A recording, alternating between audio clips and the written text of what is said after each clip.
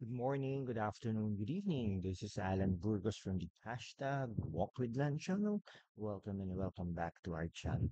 Guys, if you are not yet subscribed to our channel, please do it so now so that you can be a part of this growing family. We are now 7,296 subscribers. Thank you so much, guys. God bless you all.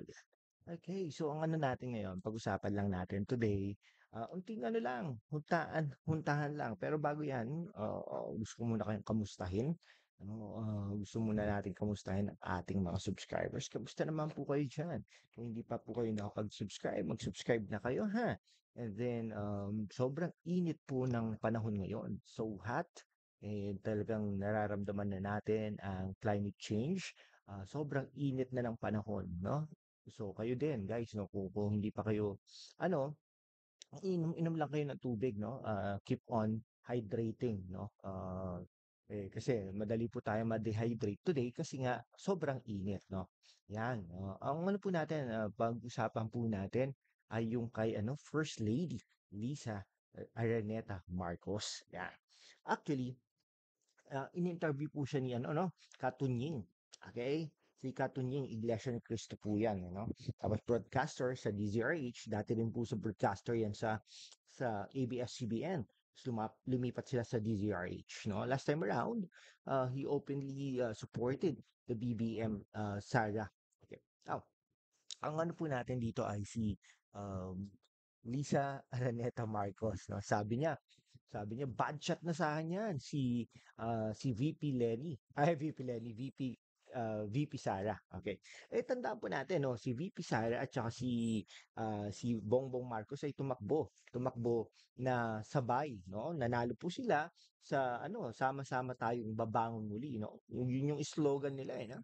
Kaya nanalo po sila. Okay. Sabi po ni Lisa Araneta Marcos 'no, may isang punto daw na umattend si VP Sara, umattend siyang gano'n tapos do'n sa rally tinawag na, bangag 'no. 'Yun yata yung sa Davao, no, yung kay ano, si kay Presidente Duterte at saka si Mayor Baste Duterte. Actually, nandun si Amy Marcos eh, no? Si Senador Amy Marcos. Kaya naiintindihan natin yung hugot eh. Hugot ni ano eh, ni First Lady. Sabi naman natin, mali yun eh. Kapatid mo, kinaya mo na tawaging bangag, kung ano-ano, kinaya mo na nandun ka, wala ka man lang ano yun, di ba? Mm. Okay? Oh, Vice President ka ng iyong presidente, no? Sabay kayong tumakbo. Maintindihan natin 'yun kung opposition ka, no? Pero hindi, in-appoint ka nga bilang DepEd Secretary. Tapos gano'n, 'di ba? Oh, naintindihan natin, sobrang naintindihan na natin, 'no, ang sitwasyon at kung saan nagdaraan at bakit, ganito ang asta ni First Lady, Lisa Araneta Marcos kay Amy Marcos at saka kay ano, VP Sara. No, sabi nga niya, bad shot na 'yon, no? She crossed the line, oh. 'Di ba? Parang hindi ko oo, natural na natural, 'no? Ngayon natin naiintindihan natin na sobrang bait pala ng Pangulong, Marcos, 'no? Kasi in spite of it, 'no? At saka hindi siya nakikinig kay First Lady. Alam niyo bakit? Siyempre, 'pag gabi yan nagbubulungan yang dalawang yan 'no? Nagsasabihan ng kung ano nangyari, ah, ah, sa trabaho niya, ano nangyari sa gano'n, 'no? Gano'n ang mag-asawa, gano'n ang mag-partner, 'di ba? Gano'n 'yun, oh. Tapos anong sinasabi ngayon, 'di ba? Hmm. Sinasabi ni First Lady, "Oh, tanggalin mo na 'yan, oh, baka lang, baka lang. Tanggalin mo na 'yan as DepEd Secretary, no? Alisin mo na 'yan sa mga caretaker niyan." Ganyan, mag-caretaker sa Pilipinas, something like 'di ba, gano'n. Pero hindi 'yun pinapakinggan in spite of it, oh, 'di ba ang bait-bait pa ni Bongbong Marcos kay Sara Duterte, DepEd Secretary pa rin siya hanggang ngayon. Pero siyempre may mga hangganan 'yan. Oo, believe me on that. May hangganan yan. It's either dun kay Vice President Sara Duterte or kaya kay Bongbong Marcos. On the part of Vice President Sara Duterte, pwedeng magsabi yan o magre-resign na ako, hindi ko na kaya, at magiging opposition na ako, sasama na ako sa amain ko, sa kapatid ko. something like that, no? Mag-o-organize na ako ng isang campaign for senatorial and mag-organize na ako ng isang campaign for presidency. Ganun yun, no? O kay Bongbong Marcos, sabihin ni Bongbong Marcos, Sara, tama na yan, no? Mag-vice president ka na lang muna. Wag nang mag-DepEd secretary. I-appoint ko na si former Vice President Lenny Robredo.